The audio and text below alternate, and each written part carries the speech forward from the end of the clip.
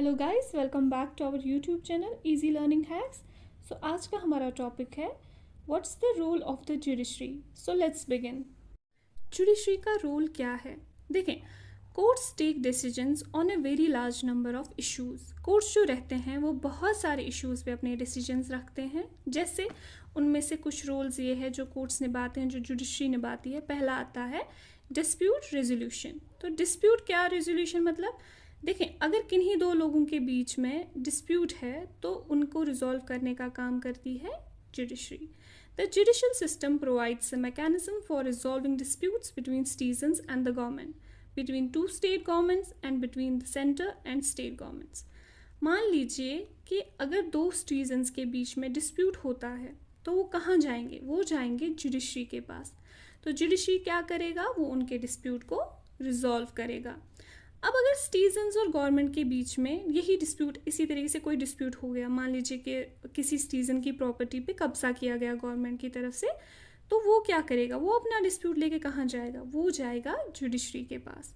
अब अगर दो स्टेट गवर्नमेंट्स लड़ लिए आपस में, जैसे एक स्टेट मान लीजिए गुजरात हो गया, एक स्टेट बिहार हो गया, तो अब ये लोग जो है आपस में लड़ लिए, ये दोनों फिर क्या करेंगे? ये दोनों भी जाएंगे सुप्रीम कोर्ट के पास। अब अगर स्टेट और सेंट्रल गवर्नमेंट की लड़ाई हो जाएगी, जैसे बिहार लीजिए या गुजरात लीजिए, कोई भी स्टेट, तो अब उन दोनों के बीच में, जैसे कि गुजरात और दिल्ली गवर्नमेंट के बीच में लड़ाई हो गई, सेंट्रल गवर्नमेंट यानी, तो उनको वो कहाँ जाएंगे? वो उस टाइम पे जाएंगे सुप्रीम कोर्ट के पास। तो इस तरह से जो डिस्प्यूट रेजोल्यूशन है वो एक सबसे इम्पॉर्टेंट काम है जुडिशरी का।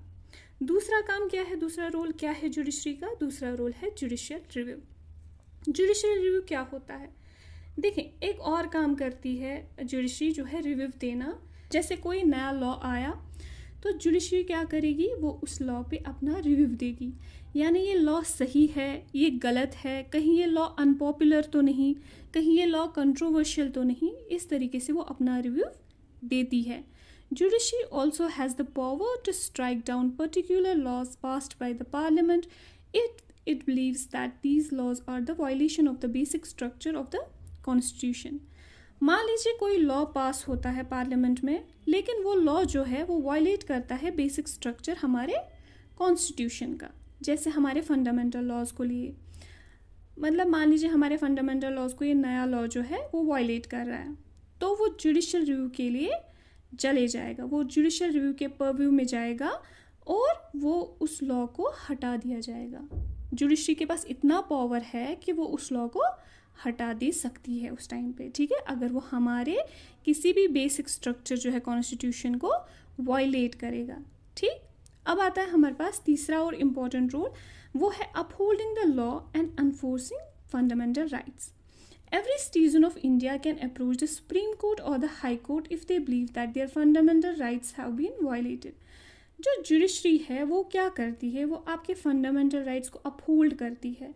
अगर आपके फंडामेंटल राइट्स वायलेट हो रहे हैं तो उन्हें एनफोर्स करेगी। मान लीजिए आपके फंडामेंटल राइट्स जो है वो वायलेट हो रहे हैं, तो आप क्या करेंगे? आप उस टाइम पर अप्रोच करेंगे। किसे अप्रोच करेंगे? सुप्रीम कोर्ट को हो गया, हाई कोर्ट को हो गया, किसी को भी आप अप्रोच कर सकते हैं। तो जुडिशरी का काम है, ये जुडिशरी का एक इम्पॉर्टेंट काम है, उसका रोल है कि जो आपके फंडामेंटल राइट्स है उसको रिस्टोर करे। ठीक है, तो अब यहाँ पे हम एक एग्जाम्पल देंगे इस तरीके का। एग्जाम्पल है पश्चिम Bengal Mazdoor Samiti versus state of West Bengal 1996। इस केस में क्या था? इस केस में एक पर्सन था हकीम शेख, जो कि ट्रेन से गिर जाते हैं और सीरियस हेड इंजरी हो जाती है उन्हें, और उन्हें ब्रेन हेमरेज हो जाता है। तो उन्हें एक प्राइमरी हॉस्पिटल लिया जाता है ट्रीटमेंट के लिए। वहाँ उनके पास क्या होता है? उनके पास फैसिलिटीज़ नहीं होती है, तो उन्हें रेफ़र किया जाता है किसी गवर्नमेंट हॉस्पिटल में, जो कि एक वेल इक्विप्ड हॉस्पिटल होता है। लेकिन वहाँ उनका एडमिशन जो है वो डिनाई किया जाता है, ये कह के कि हमारे पास बेड्स अवेलेबल नहीं है। तो इसके बाद इन्हें और भी जगह लिया जाता है, तो यही एक सेम रीज़न दिया जाता है, या तो इन्हें ये बोला जाता है कि हमारे पास फैसिलिटीज़ नहीं है, हमारे पास फैसिलिटीज़ की कमी है। तो फाइनली उन्हें एक प्राइवेट हॉस्पिटल लिया जाता है और उनकी ट्रीटमेंट हो जाती है और उनकी जान बच जाती है।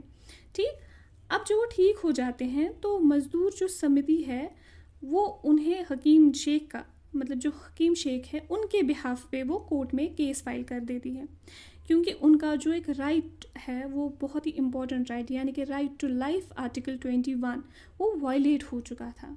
ठीक है, तो सुप्रीम कोर्ट क्या कर देती है, सुप्रीम कोर्ट डिक्लेयर करती है कि जो वेस्ट बंगाल की गवर्नमेंट है वो एक तो हकीम शेख को कंपनसेशन पे करेगी और साथ में क्या करेगी, प्राइमरी लेवल पे जो हेल्थ केयर फैसिलिटीज़ है उनको इम्प्रूव किया जाए।